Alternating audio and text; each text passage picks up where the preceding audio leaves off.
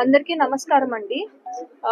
ఈ నెల 22వ తేదీన ఉదయం సుమారు 8 గంటల ప్రాంతంలో బండాత్మకూరు మండలంలో జీసీ పాలెం నుండి నారాయణపురం గ్రామాల మధ్యన బొగ్గు కాలువ వద్ద నంద్యాల సుధాకర్ రెడ్డి అనే అతను హత్యకు గురి కాబడ్డాడు. ఈ రోజు ఈ కేసులో ఉన్న ముద్దాయిలు 4 ముద్దాయిలను మేము పెద్దదేవులాపురం గ్రామం వద్ద పట్టుకోవడం జరిగింది. ఈ కేసు వివరాలు ఇలా ఉన్నాయి.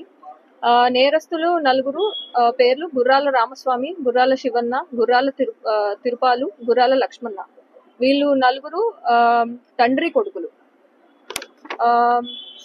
వీళ్ళకి ఈ హత్య ఎందుకు చేయబడిందంటే 2015వ సంవత్సరం నుంచి వీళ్ళకి ఒక 6 సెంట్ల భూమి గురించి వీళ్ళకి వివాదం అనేది నడుస్తూ ఉంది.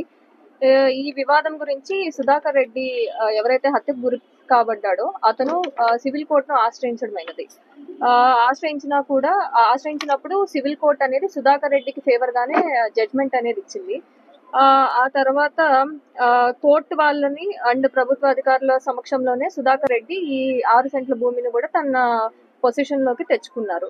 సో ఇది దృష్టిలో పెట్టుకొని అండ్ కోర్టుని ఆశ్రయించినా కూడా లేకపోతే తర్వాత అధికారులను ఎవరిని ఆశ్రయించినా కూడా సుధాకర్ రెడ్డికి ఫేవర్ గానే వస్తుంది, భూమి అనేది సుధాకర్ రెడ్డికే వెళ్ళిపోయిందని వీళ్ళకి ఎప్పటి నుంచో ఈ గురించి కొంచెం గ్రడ్జెస్ ఉన్నాయి.